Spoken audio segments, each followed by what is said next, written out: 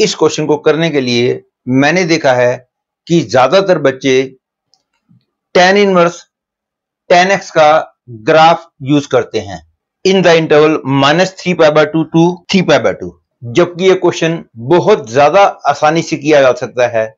इस क्वेश्चन को मैं जेई मेन लेवल का क्वेश्चन बोलूंगा या फिर एनडीए लेवल बोलूंगा। ये जेई एडवांस लेवल का क्वेश्चन नहीं है, लेकिन हमेशा कुछ एक क्वेश्चन ऐसे आ ही जाते हैं जेई एडवांस में जो बहुत ज्यादा आसान होते हैं। ये उन्हीं बहुत ज्यादा आसान क्वेश्चनों में से एक है। और यदि मैंने क्वेश्चन बनाया होता तो यहां पे मैं 3π/2 की जगह माइनस में 101π/2 से लेकर प्लस में 101π/2 तक इंटरवल देता, और -101π/2 से लेकर 101π/2 तक का ग्राफ ड्रा करना बहुत ज्यादा लेंथी हो जाएगा। लेकिन मेरा तरीका ऐसा है कि जिसमें मैं पीरियोडिसिटी यूज करता हूं, और पीरियोडिसिटी यूज करने के कारण मेरे क्वेश्चन का सॉल्यूशन जस्ट 2 लाइंस का हो जाता है। अब मैं इस सॉल्यूशन को करके दिखाऊंगा, लेकिन इससे पहले मैं आपको यह भी बोलना चाहूंगा कि जिन बच्चों को इसका सॉल्यूशन जो है केवल रिटर्न फॉर्म में चाहिए, तो उन बच्चों के लिए मैं क्वेश्चन और सॉल्यूशन की हर एक स्लाइड पे 5 सेकंड के लिए रुकूंगा। आप उन 5 सेकंड के अंदर स्क्रीनशॉट ले सकते हो। उसके बाद मैं वीडियो सॉल्यूशन शुरू करूंगा।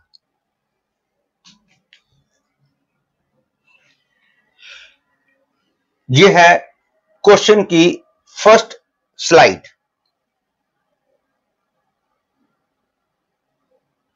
यह है सॉल्यूशन की फर्स्ट स्लाइड।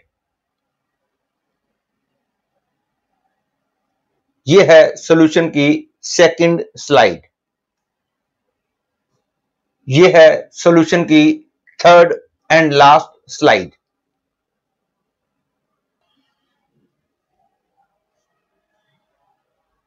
इस क्वेश्चन में जो इनवर्स ट्रिग्नोमेट्रिकल इक्वेशन दे रखी है, इसके नंबर ऑफ रूट्स निकालने हैं। तो नंबर ऑफ रूट्स निकालने के लिए पहले मैं इस इक्वेशन को सिंप्लीफाई कर देता हूं। It can be written as √2 cos square x equal to √2 tan inverse tan x, that is mod of cos x equal to tan inverse tan x। और ये तो आपको पता ही होगा कि mod cos x और tan x both are periodic function with period pi. तो इसके नंबर ऑफ रूट्स निकालने के लिए मैं कोई भी एक ऐसा इंटरवल ले लूं जिसकी लेंथ पाई हो। उस इंटरवल के अंदर मैं इसके रूट्स यदि निकाल लेता हूं तो उसके बाद टोटल नंबर ऑफ रूट्स निकालना बहुत ही आसान हो जाएगा। तो मैं पाई लेंथ वाला इंटरवल लेता हूं -π/2 टू π/2।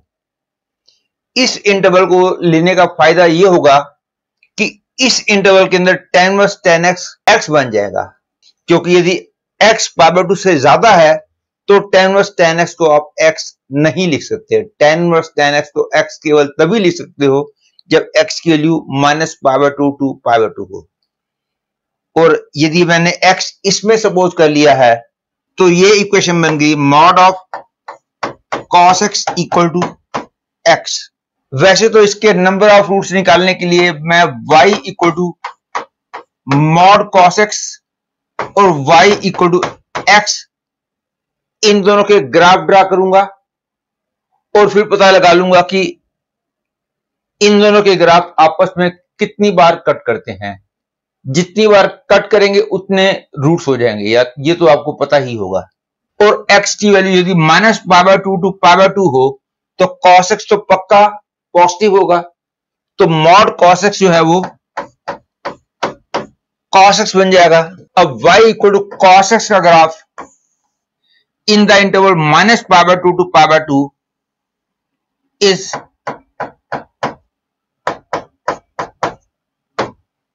और y इक्वल टू x का graph in the interval -π/2 to π/2, ये π/2 है तो ये π/2, ये वाला पॉइंट आएगा π/2, π/2।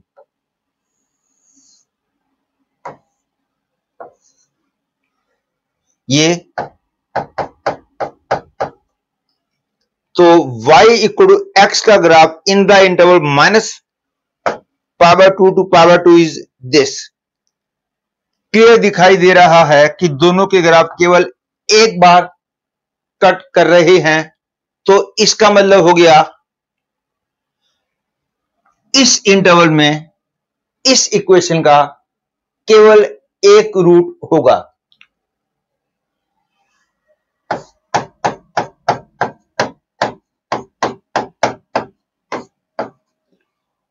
और इस इंटरवल की लेंथ भी पाई है, और क्योंकि गिवन इक्वेशन पीरियोडिक था विद पीरियड पाई, तो जितने रूट्स इस इंटरवल में होंगे उतने ही रूट्स इस इंटरवल में भी होंगे। तो इसमें एक रूट तो इसमें भी एक रूट, और इन द इंटरवल -3π/2 to -π/2 इस इंटरवल में भी एक रूट होगा। मतलब कि तीनों इंटरवल्स के अंदर एक एक रूट हो गया, तो कुल मिला के नंबर ऑफ रूट्स हो गए 3। अदरवाइज थोड़ा सा और बेटर हो जाता यदि आप इस बात का भी ध्यान देते। इसके लिए मैंने माना हुआ था कि x की वैल्यू -π/2 to π/2 है। ऑब्वियसली x की वैल्यू -π/2 से लेकर 0 तक होगी, तब तो ये इक्वेशन सेटिस्फाइड हो ही नहीं सकती, क्योंकि x नेगेटिव हो और ये पॉजिटिव हो, दोनों बराबर हो ही नहीं पाएंगे। तो इसका क्लियर मतलब है कि इसका जो भी रूट होगा वो 0 और π/2 के बीच का ही होगा, -π/2 और 0 के बीच में तो रूट हो ही नहीं सकता। और क्योंकि ये equation cos x equal to x में कन्वर्ट हो रही है, बेटर ये होगा कि केवल इस इंटरवल में बात की जाए। इस इंटरवल में बात की जाएगी तो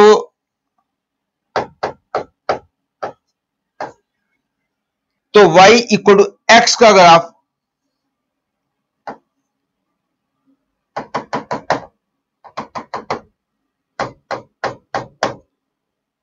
ये होगा। तो इसका मतलब हो गया 0 और π/2 के बीच में दोनों ग्राफ केवल एक बार कट कर रहे हैं। तो इसका मतलब हो गया कि इस इक्वेशन का 0 और π/2 के बीच में केवल एक रूट होगा, -π/2 और 0 के बीच में तो रूट है ही नहीं। तो कुल मिला के -π/2 to π/2 में एक रूट आया। इसी तरह से वो कोई भी इंटरवल जिसकी लेंथ पाई होगी उसके अंदर एक रूट ही आएगा। तो इसलिए कुल मिला के नंबर ऑफ रूट्स 3 हो गए। और यदि बाई चांस मैंने कहा होता इन द इंटरवल -101 π/2 से लेकर 101 π/2 तक, तो ऑब्वियसली 101 रूट बन जाते, क्योंकि वो सब इंटरवल जिसकी लेंथ पाई होगी उसके अंदर एक रूट होगा। हमने देख लिया कि 3 π/2 तक जा रहे हैं तो 3 रूट निकले हैं, 5 π/2 तक जाते तो 5 रूट निकलते, तो 101 π/2 तक जाएंगे तो 101 रूट निकलेंगे। तो यदि यहां पे -101 π/2 से लेकर प्लस में 101 π/2 तक होता तो इस इक्वेशन के नंबर ऑफ रूट्स 101 हो जाते। तो देखा आपने, मेरे को tan इनवर्स tan x के ग्राफ की जरूरत नहीं है। बगैर tan इनवर्स tan x के ग्राफ को जाने मैंने नंबर ऑफ रूट्स निकाल लिए हैं। और यदि मैंने एक क्वेश्चन बनाया होता, मैं थोड़ा सा और अच्छा क्वेश्चन बना देता, उसमें मैं tan इनवर्स tan x का भी मॉड ले लेता। मतलब कि मैं ऐसे लिख देता और मैं कहता कि find the number of roots of this equation in the same interval, और इस क्वेश्चन में आंसर निकलता 6। आप इस क्वेश्चन को अपने आप ट्राई कीजिए। और इस क्वेश्चन को सिंपलेस्ट वे से करने के लिए मैं पीरियोडिसिटी और इवन फंक्शन दोनों बातों का यूज करता। क्योंकि यदि ये मॉड लगा हुआ है तो राइट हैंड साइड भी इवन फंक्शन बन जाएगी और लेफ्ट हैंड साइड भी इवन फंक्शन बन जाएगी। अब इवन फंक्शन का यूज कैसे करना है ये आप अपने आप सोचिए। इस क्वेश्चन को मैं आपको होमवर्क के लिए देता हूं।